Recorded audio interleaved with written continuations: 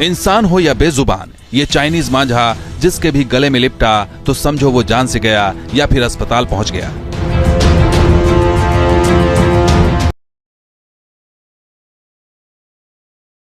वो चाइना का मांझा है जिसे हम मौत का मांझा भी कह सकते हैं। इन दिनों कई दुर्घटना देश प्रदेश में और कई बड़े शहरों में हुई है, जिसका कारण था चाइना मांझा। क्योंकि वो जब खिंचाता है इससे उंगली कट जाती है, गला कट जाता है।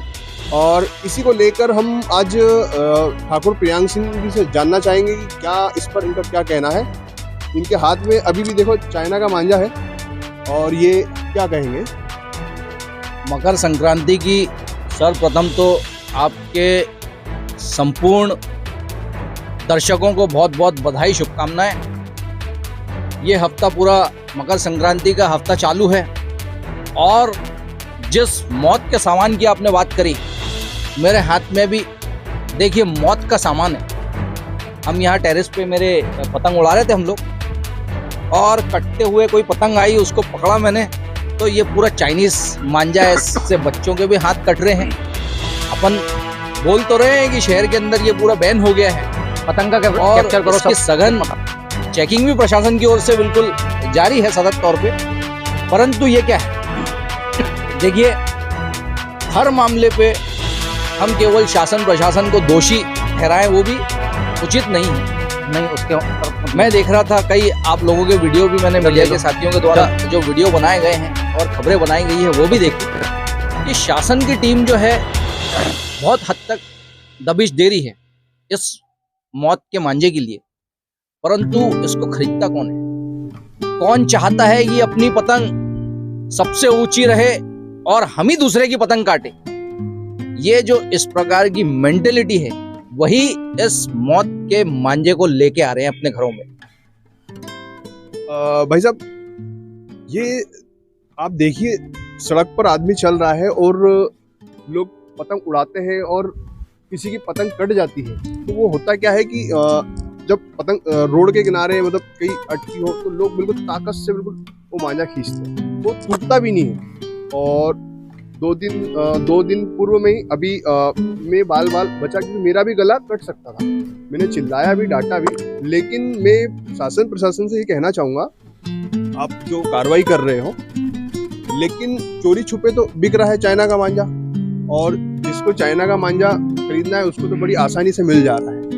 अगर कठोर कार्रवाई अगर होती कि चाइना का मांझा पूरी तरह बैन कर दिया जाए, जहां पर ये दिखता है और जो पतंग उड़ा रहा है चाइना के मांझे से, उस पर भी कार्रवाई होना चाहिए। इस पर आप ठाकुर साहब क्या कहोगे? देखिए, मैं जब छोटा था तो हम घर पर ही मांझा बनाते थे, तो वो एक अलग ही दौर था 30-40 वर्ष पूर्व का।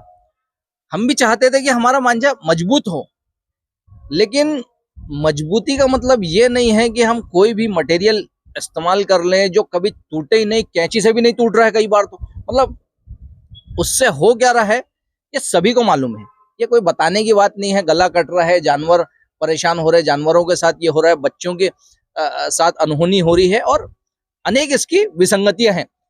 अब इसके लिए जो बनाने वाली फैक्ट्रीज हैं वो कुछ चंद मुनाफे के लिए लोगों की जान भी खतरे पे डाल दी है। और जो लोग हैं, मैं तो देखो इसमें कहीं ना कहीं शासन प्रशासन ने तो बहुत अपने हद तक अपने ओर से करा है कोशिश, लेकिन जो लोगों की भी एक सोच है कि हमारी पतंग कटना नहीं चाहिए। अरे ठीक है, आप अच्छी बात है, आप पतंग को देखो, ये टेक्निकल एक चीज भी होती है। आप मेरे को खराब मांझा दे दो मेरे हाथ में, मैं उससे भी बड़े बड़े तुर्रम खा की पतंग भी काट सकता हूँ। थोड़ा टेक्निकल भी होता है। अब ये नहीं कि आपने कोई मांझा चाइना का लेके आ गए या कोई तार से पतंग उड़ा रहे हो, वो तो गलत चीज हो जाती है। बहुत अच्छी बात कही ठाकुर साहब ने। ठाकुर साहब, आप शहर के युवाओं को भी कुछ कहिए कि ये जो मांझा है ना खरीदें, क्योंकि इससे कहीं ना कहीं लोगों को नुकसान हो रहा है, लोगों का गला कट रहा है और कहीं ना कहीं दुर्घटना बोल सकते हैं अपन। तो आप क्या कहोगे? देखिए, युवाओं को भी ये सोचना चाहिए कि ब्लैक में मिल रहा है या कहाँ मिल रहा है। आप लोग पता लगाते हो जब तो पता है, जब तो आप ला रहे हो ये क्या है, और उसके बाद भी कट रही है ना, ये टूटा है इसका मतलब है पतंग उसके बाद भी कट रही है। तो अब युवा हो या जो भी खरीद रहे हो उनसे भी विनम्र निवेदन है, केवल प्रशासन को मत कोसो कि बंद नहीं कर रहे, आप खरीदो भी मत। संक्रांति का त्यौहार है और बड़ा खुशियों का त्यौहार है, लेकिन हमें ये सब ध्यान में रखना है कि हमारे कारण किसी को कोई तकलीफ ना होना चाहिए। और इसलिए मेरा भी आपसे यही निवेदन है कि आप चाइना के मांझे का उपयोग ना करें। प्रशासन